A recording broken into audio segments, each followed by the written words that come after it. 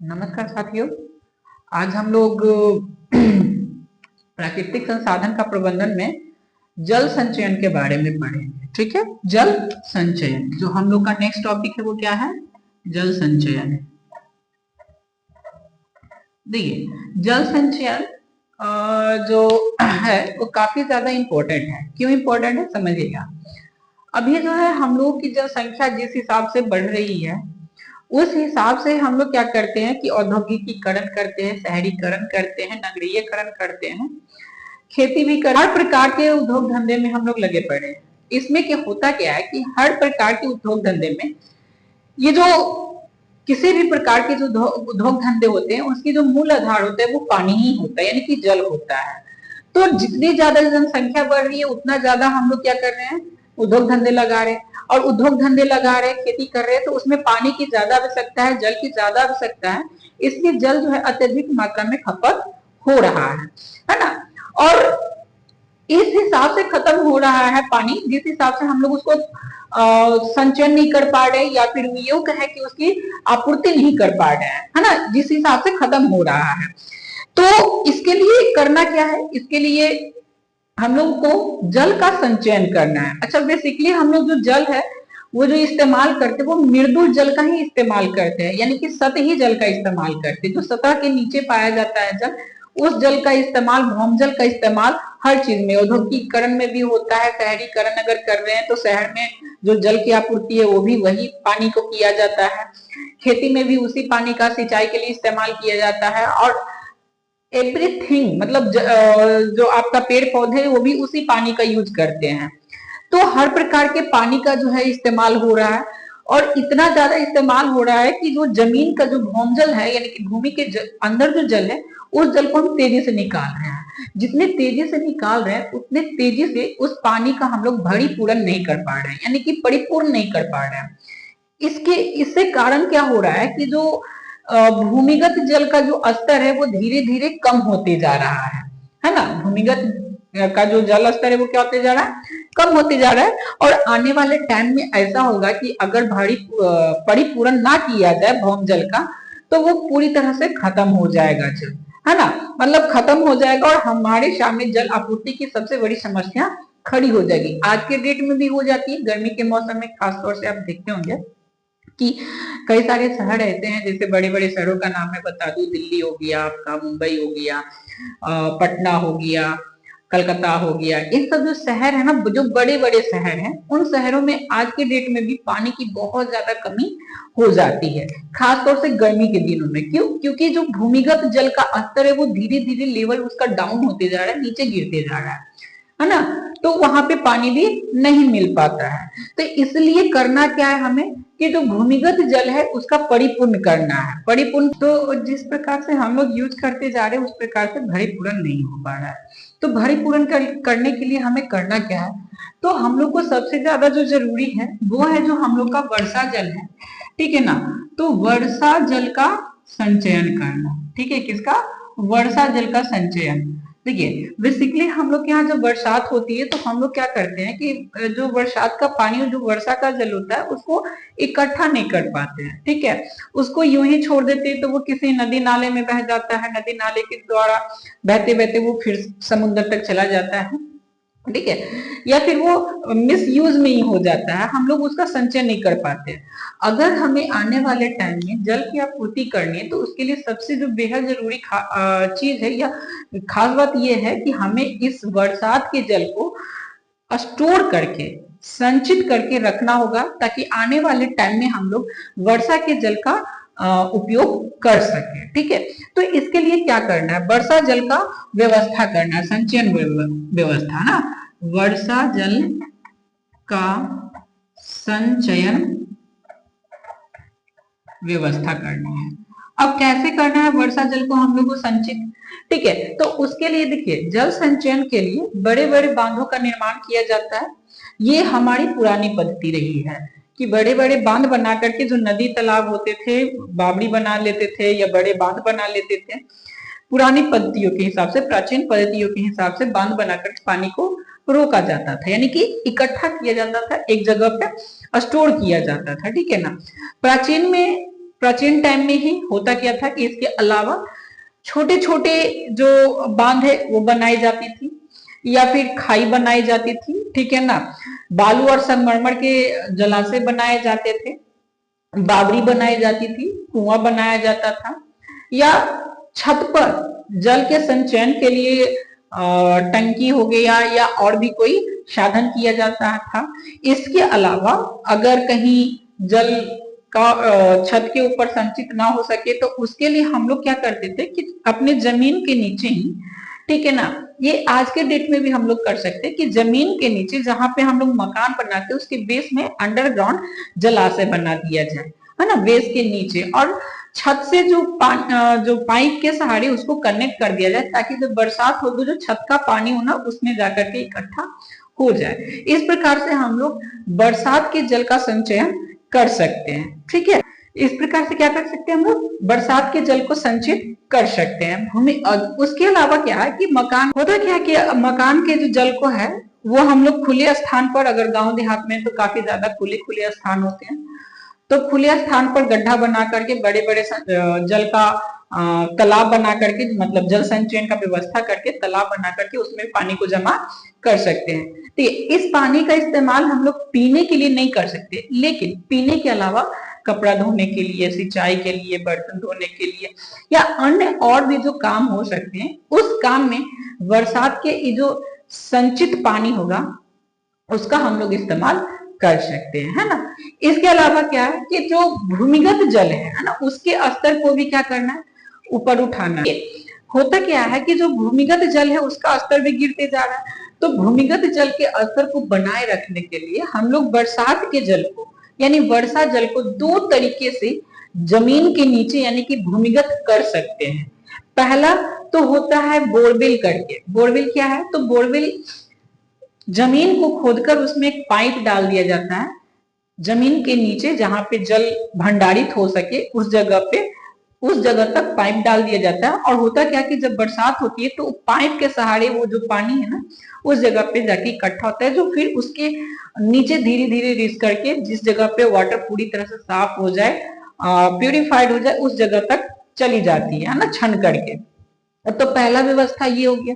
दूसरा है डगवेल, है ना। डगवेल क्या होता है, तो डगवेल एक प्रकार का सामान्य कुआं है, कुएं की तरह होता है, जिसको खोद करके नीचे का जो सरफेस है कुएं का उसको कच्ची खोद छोड़ दी जाती है, मतलब उसमें पक्का नहीं करना है।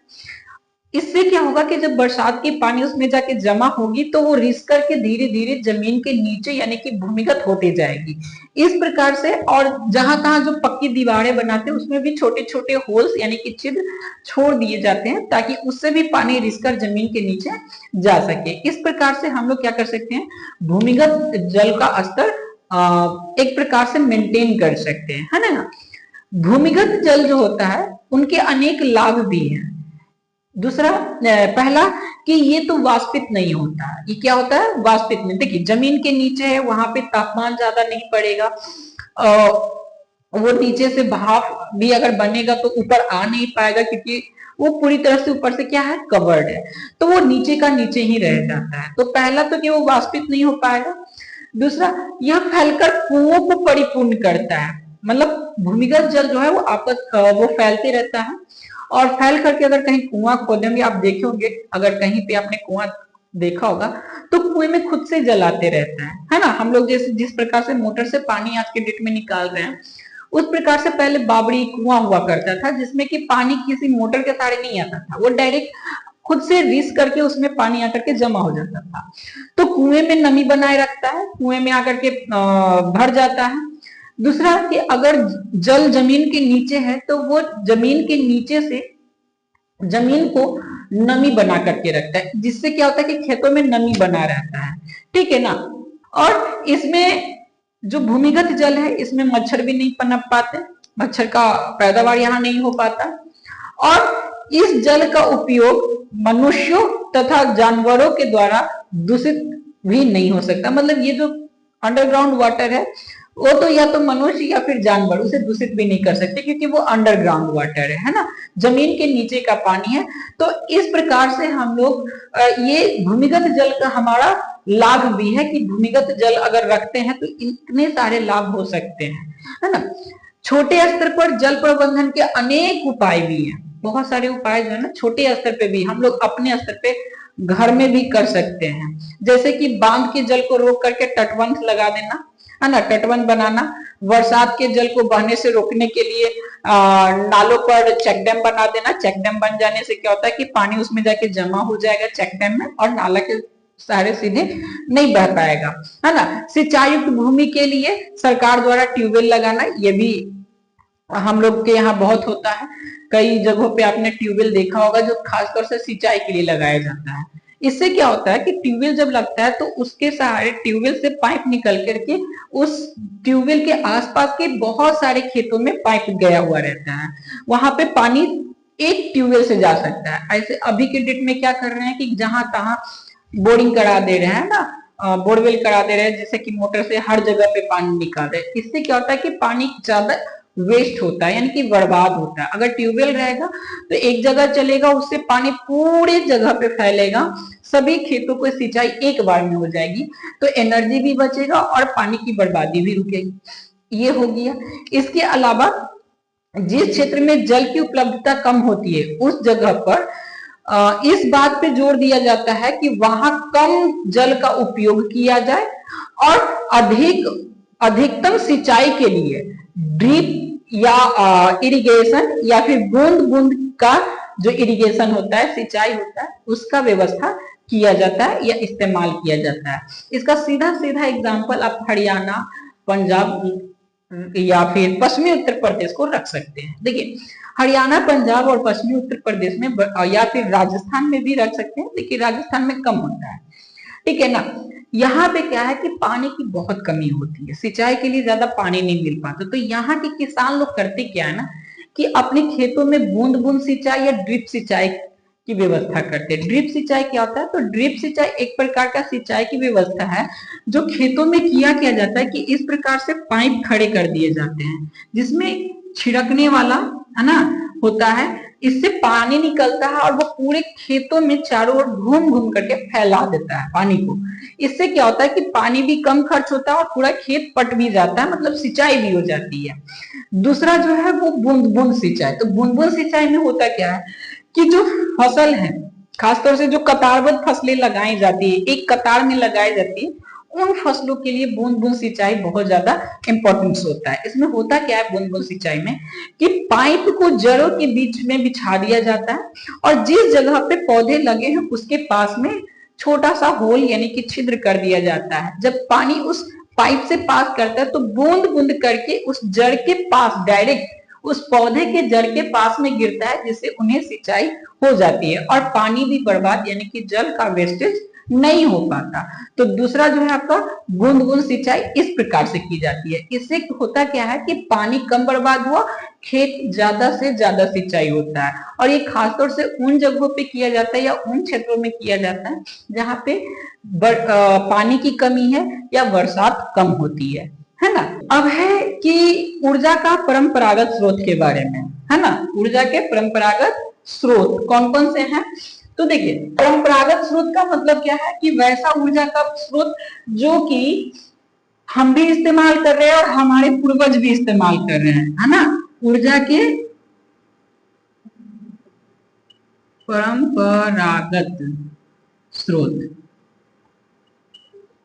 के परंपरागत स्रोत जिसमें कि बेसिकली हम लोग को पढ़ना क्या है, तो कोयला और पेट्रोलियम। कोयला और पेट्रोलियम, एक तो आपका कोयला हो गया और दूसरा इसमें क्या हो गया, पेट्रोलियम हो गया, है ना। कोयला और पेट्रोलियम के बारे में देखिए जीवाश्म ईंधन, जो कि एक प्रकार का ये जो ईंधन है ना कोयला और पेट्रोलियम, ये क्या है, जीवाश्म ईंधन है। ये मैंने आपको पहले भी पढ़ा दिया है, जो कार्बन चैप्टर है उसमें भी मैंने इसके बारे में बताया है ना। तो कोयला और पेट्रोलियम जो है जीवाश्म ईंधन है जिसका निर्माण 1-2 सालों में नहीं हुआ, कई लाख वर्ष का समय लगा होगा इसमें, तब जाकर के कोयला और पेट्रोलियम का निर्माण हुआ होगा, ठीक है। और ये जो होता है जमीन के अंदर इसका भंडार होता है, जमीन के नीचे भूमिगत पाया जाता है, और इसके भंडार भी सीमित है। भंडार क्या है? तो सीमित है। कभी कभी आपने सुना होगा कि एक जगह पे, कहीं पे, जैसे कि राजस्थान में कहीं पे पेट्रोलियम का भंडार मिला, या फिर सबसे पहला जो पेट्रोलियम का कुआं खोदा गया था हम लोग का डिगबोई आसाम में, ठीक है। इस प्रकार से कई जगहों पे, मुंबई में भी कई जगह पे मिले हैं भंडार पेट्रोलियम का, कोयला का झारखंड में बहुत सारे खादान है, यानी कि भंडार है, ठीक है। तो ये भंडार के रूप में संचित होता है, जिसका जो मात्रा है वो लिमिट होता है। ऐसा नहीं कि अलिमिट मात्रा में है, जितना हो सके निकाल सके, ऐसा नहीं है ना। ज्यादा निकालेंगे तो एक वक्त आएगा कि उसका भंडार खत्म हो जाएगा, ठीक है। तो ये लिमिट मात्रा में होता है, ये जमीन के नीचे जाकर के दबा होता है। यदि एक बार ये खत्म हो जाए, परंपरागत स्रोत अगर एक बार खत्म हो गया ना, तो पुनः इसे प्राप्त करने के लिए हमें करोड़ों वर्षों का इंतजार करना पड़ सकता है। हो सकता है कि उस टाइम में भी मिले ना मिले, कुछ कहा नहीं जा सकता है, ठीक है ना। इस बीच में समाज जो है उसका विकास अवरुद्ध हो जाएगा, क्योंकि आज का डेट जो है हम लोग का जो समाज है, और यहाँ यह कह सकते हैं कि जो हम लोग का विकास है वो कोयला और पेट्रोलियम पर ही आधारित है।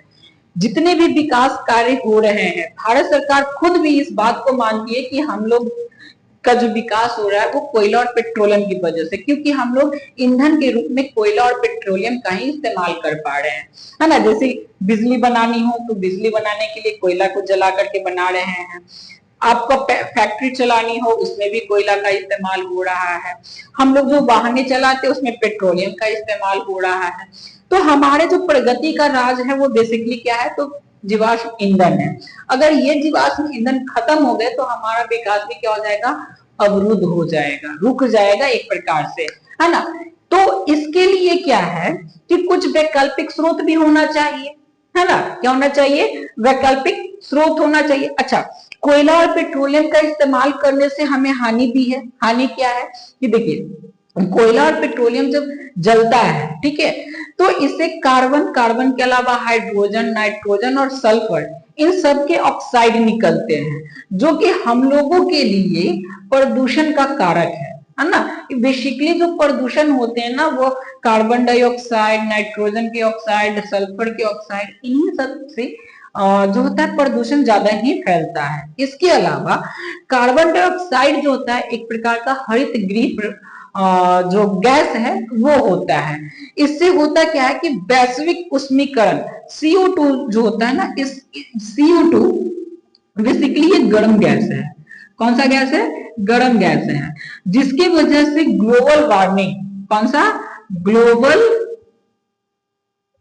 वार्मिंग, है ना, वार्मिंग की समस्या आज के डेट में बहुत ज्यादा, यानी कि वैश्विक उष्मीकरण की जो व्यवस्था, जो क्या उसको बोल सकते हैं, जो स्थिति उत्पन्न हो रही है वो ज्यादातर CO2 की वजह से हो रही है। और CO2 कहां से आ रहा है? तो CO2 वही जीवाश्म ईंधन के उपयोग करने से आ रहा है। तो इस जीवाश्म ईंधन के उपयोग करने के जगह पे, यानी कि ऊर्जा के परंपरागत के जगह, स्रोत के जगह पे हम लोग ऊर्जा के गैर परंपरागत स्रोत का भी इस्तेमाल कर सकते हैं। किसका इस्तेमाल कर सकते हैं? तो ऊर्जा के गैर परंपरागत स्रोत का इस्तेमाल कर सकते हैं। अच्छा, ऊर्जा के गैर परंपरागत स्रोत कौन कौन से हैं? तो ऊर्जा के काफी ज्यादा बहुत सारे हैं गैर परंपरागत स्रोत में, जैसे सौर ऊर्जा हो गया, पवन ऊर्जा हो गया, भूतापीय ऊर्जा हो गया, सागरीय ऊर्जा हो गया, ज्वारीय ऊर्जा हो गया, है ना। कई प्रकार की ऊर्जाएं जो होती हैं उसे हम लोग गैर परंपरागत ऊर्जा, यानी कि जो अभी विकास करके बनाया गया है ना। तो ऊर्जा के जो पारंपरिक जो स्रोत होते हैं वो तो सीमित है। इसके कारण से हम लोग विकल्प तलाश रहे हैं कि ऐसा वैकल्प मिल जाए जो कि परंपरागत ना हो, जो आसानी से हमें उपलब्ध भी हो जाए। तो इस विकल्प के रूप में हम लोग सौर ऊर्जा का इस्तेमाल करते हैं, ठीक है। इसके अलावा पवन ऊर्जा का इस्तेमाल करते हैं, पवन ऊर्जा, है ना। जल ऊर्जा का भी इस्तेमाल कर लेते हैं हम लोग, जल ऊर्जा का भी इस्तेमाल कर लेते हैं। भूमंडलीय भूमंडलीय तापीय ऊर्जा, ताप ऊर्जा, इसका भी इस्तेमाल कर लेते हैं। ठीक है, इसके अलावा और भी कई प्रकार के स्रोत हो सकते हैं जिससे कि हम लोग ऊर्जा के रूप में इस्तेमाल कर सकते हैं, है ना। अब इसमें जो हम लोग को सबसे पहले पढ़ना है वो किसके बारे में है, तो सौर ऊर्जा के बारे में। ठीक है, सौर ऊर्जा, सौर ऊर्जा क्या है, देखिए सूर्य जो है ऊर्जा का एक निरंतर रूप है। ठीक है, कंटिन्यूटी हम लोगों को वो एनर्जी देता रहता है, वो हीट के रूप में देता है, प्रकाश के रूप में देता है। ठीक है, तो उस ऊर्जा का इस्तेमाल हम लोग उष्मा का जो इस्तेमाल है वह प्रकाश उसके सॉरी सूर्य की उष्मा एवं प्रकाश से प्रचुर मात्रा में हमें क्या मिलेगी, ऊर्जा मिलते रहती है, जिसका उपयोग हम लोग सौर ऊर्जा के रूप में अनेक उपयोगी कार्यों में कर सकते हैं। जैसे सौर कुकर जो होता है उसमें हम लोग खाद्य सामग्री यानी कि खाद्य पदार्थों को पका सकते हैं, पहला नंबर। दूसरा, सौर जल उष्मक में जल भी गर्म कर सकते हैं। ठीक है, तीसरा नंबर, सौर शक्ति संयंत्र से विद्युत भी पैदा की जा सकती है। आप बड़े बड़े पैमाने पे सौर शक्ति प्लांट लगाए जा सकते हैं और कई जगह पे लगाए भी गए हैं।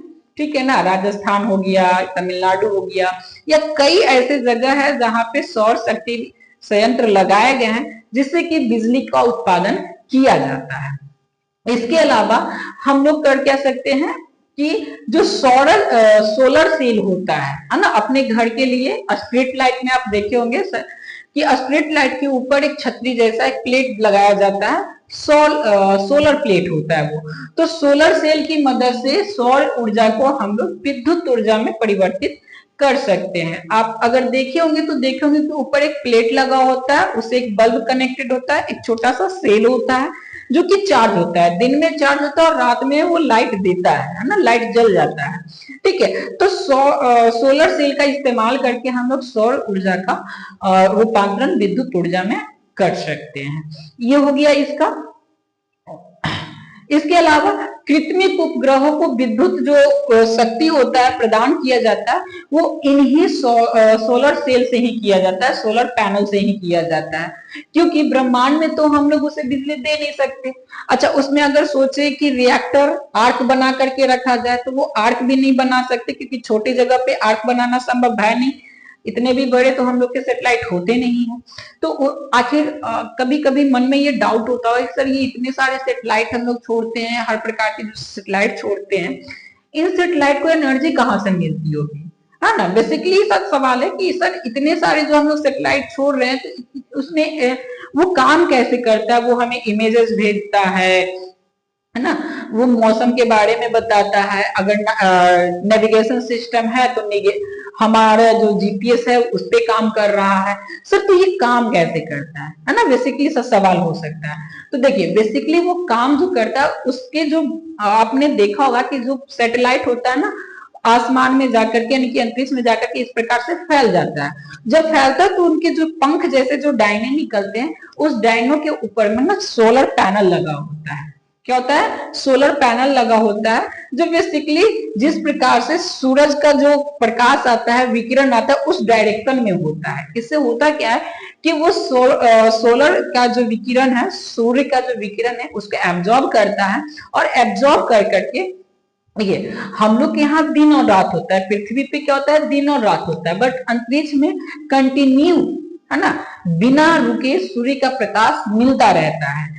इस वजह से उसको हर वक्त जो है प्रकाश मिलता रहता है, तो सैटेलाइट जो है स्टार्ट रहता है और वो इसी विद्युत से ही सैटेलाइट चलता रहता है। ठीक है ना, तो कृत्रिम जो उपग्रह है उसको एनर्जी कहां से मिलता है, तो सोलर पैनल से मिलता है। ठीक है, इसके लिए भारत सरकार ने 1992 में, ठीक है, गैर परंपरागत ऊर्जा स्रोत मंत्रालय की भी स्थापना की, है ना, एक ऐसा मंत्रालय जो कि गैर परंपरागत जो ऊर्जा के स्रोत हैं उसका इस्तेमाल कैसे करना है, उसका प्रचार प्रसार कैसे करना है, उसका विकास कैसे करना है, इस पे कार्य करता है। कार्य क्या है उनका? सौर ऊर्जा के उपयोग को प्रचारित एवं लोकप्रिय बनाना, है ना, प्रचार करना और लोगों के बीच में उसको प्रिय बनाना ताकि लोग इसके बारे में जान सके और उसका उपयोग ज्यादा से ज्यादा कर सके। यह मंत्रालय जो होता है राज्य सरकार की मदद से लोगों को सौर कुकर और सौर कुकर के बारे में बताते हैं, सौर पैनल के बारे में बताते हैं और कई जगहों पे तो सौर पैनल प्लांट भी लगा दिए गए हैं, है ना, ताकि छोटे छोटे जगहों पे जहां पे बिजली की पहुंचाने की जो व्यवस्था नहीं है उन जगहों पे, ताकि आराम से वहां के लोगों को बिजली मिल सके। दूसरा में जो है हम लोग का है पवन ऊर्जा, है ना। कौन है? पवन ऊर्जा। देखिए पवन ऊर्जा का उपयोग नाव चलाने में पुराने जमाने में किया जाता। आज के डेट में तो नाव आपने बहुत ही कम में लोग देखे होंगे, है ना। नाव यानी कि याच वाली नाव, जिसमें कि ना इस प्रकार से लगी होती थी, ठीक है। इस प्रकार से इसमें कपड़ा बंधा होता था। ये कपड़ा क्या करता था कि जिस डायरेक्शन से हवा आता था ना उस डायरेक्शन में अगर जाना हो उसके अपोजिट डायरेक्शन में तो कपड़ा को ऐसे फैला दिया जाता था ताकि इस पे हवा पड़े और प्रेशर से नाव चल सके। तो नाव चलाने में पुराने जमाने में इसका इस्तेमाल किया जाता था। आज के डेट में तो दिखने को ही नहीं मिलता, है ना।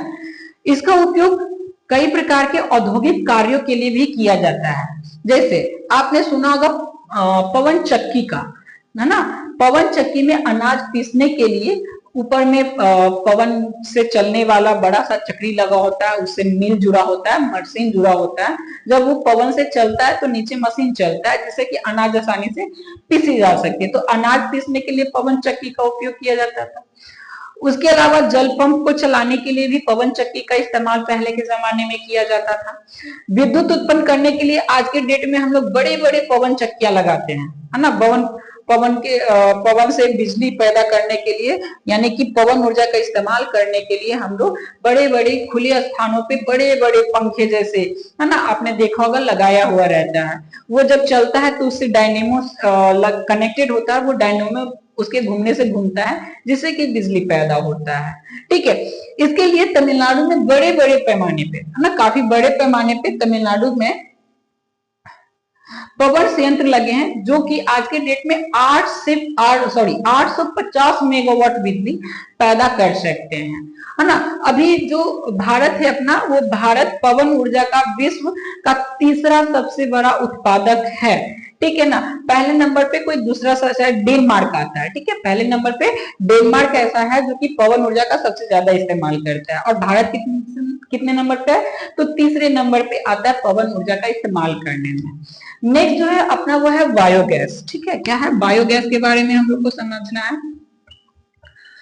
बायोगैस संयंत्र, ठीक है।